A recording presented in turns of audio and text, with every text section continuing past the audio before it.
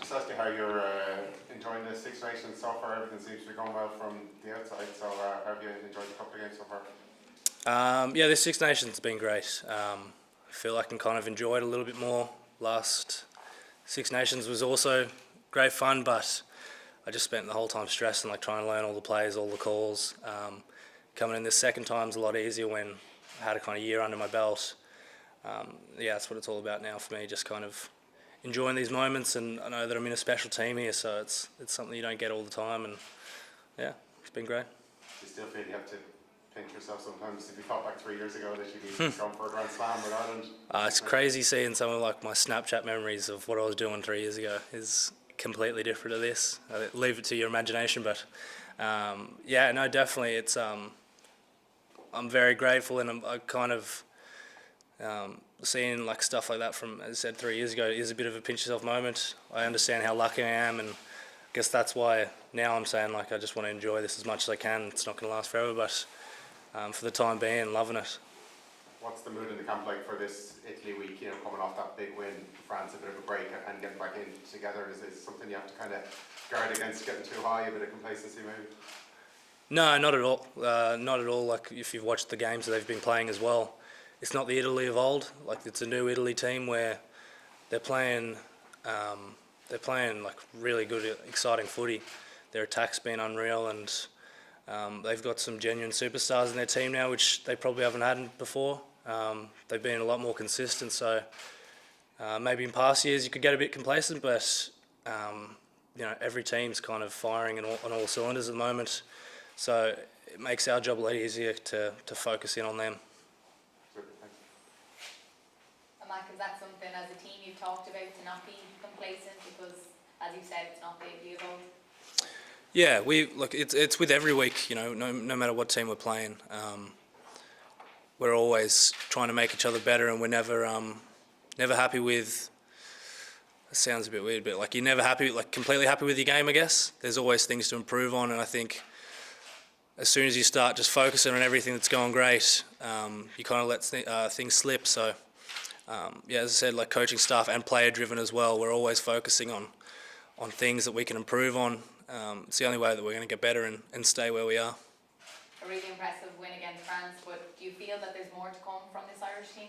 Definitely, you know, we had a great start against Wales and kind of took our foot off it a little bit. France was better again, so we're just looking to build on that this week. You know, being up against Italy, it doesn't make anything change.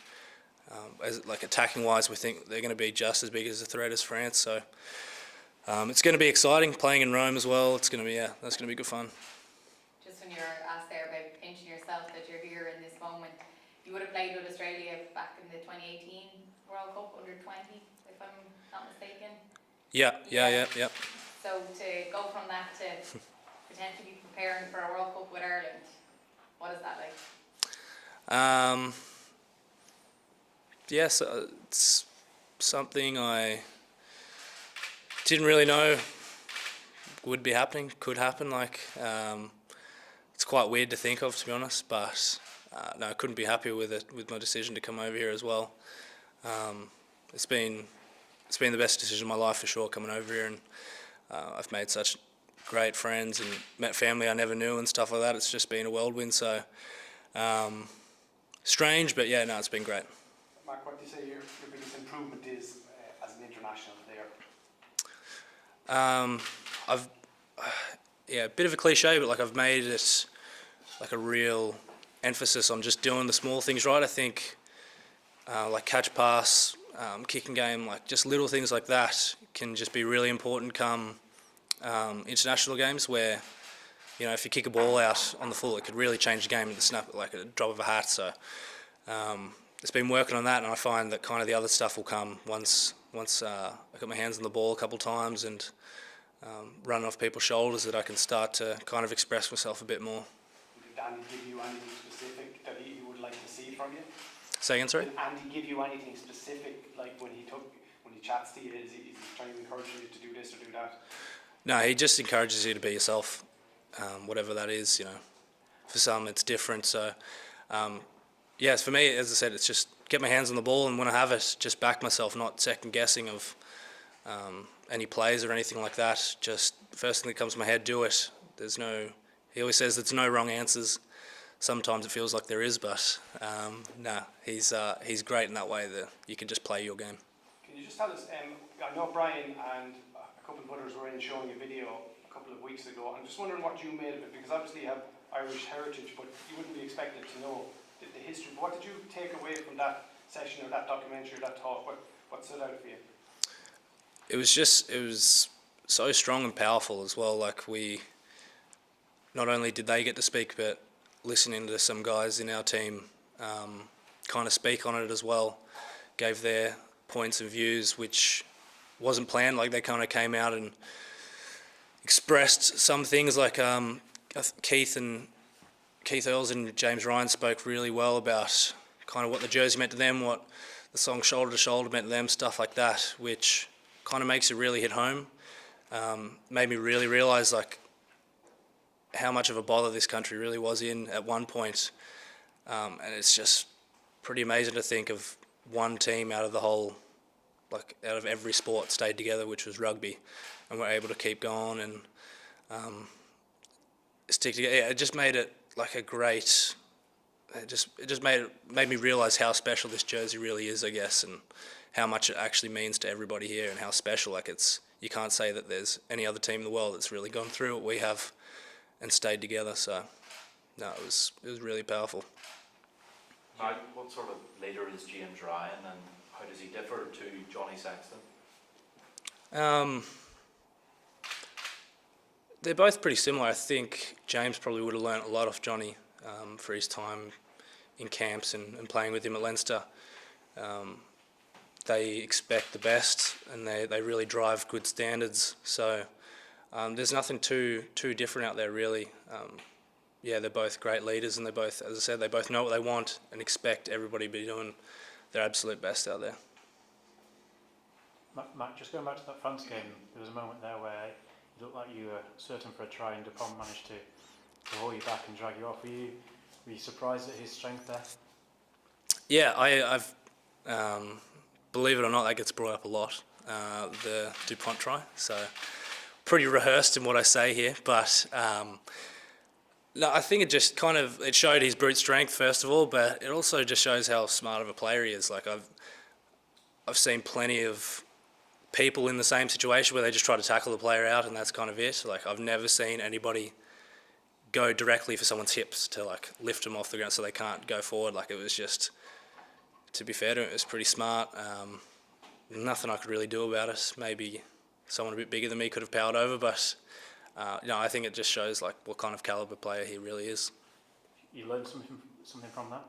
No, I don't know what else I could have done. Like, if I was in that situation again, maybe I'll just dive, like jump in the air or something like that, something a bit different. But it was some play from him. Mark, after the break week, how do you go about kind of trying to get back some of that momentum, harness it, and bring it into the game of the weekend?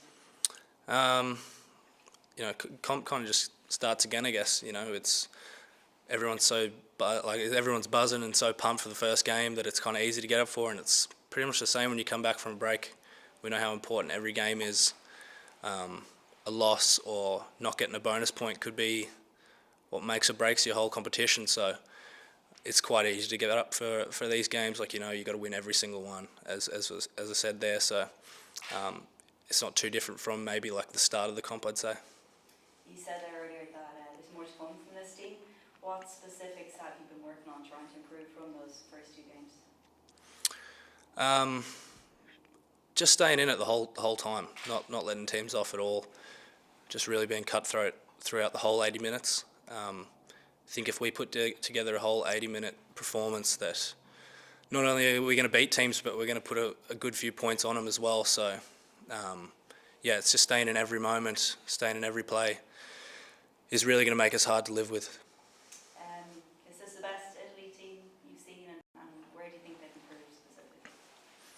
Yeah, but I think anyone would be kidding themselves if they said they've seen a better one. Like, they said they got great win in Wales, Oz, being pretty unlucky against France, showed up at England in Twickenham, which everyone knows isn't easy at all. I think they're sure of what kind of game they want to play, where maybe in times they've kind of been a bit frazzled when it comes to it, but they just look really sure of their identity at the moment and how they want to play the game. And I think they have some genuine superstars in their team now that are kind of carrying, that aren't just good, solid Italian players, but they're actually world-class players, so that always helps as well.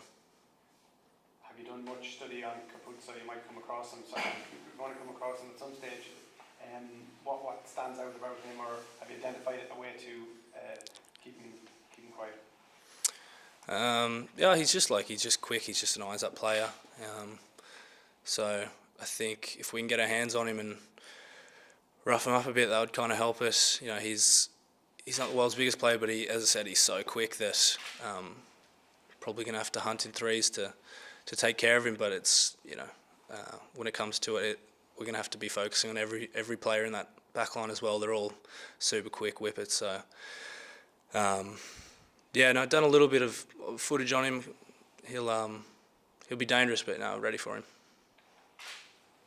Okay, happy enough? Yeah. Good stuff. Thanks, Mark. Thanks, Mark. Thanks guys. Thanks, Mark. Best of luck. Cheers. See ya.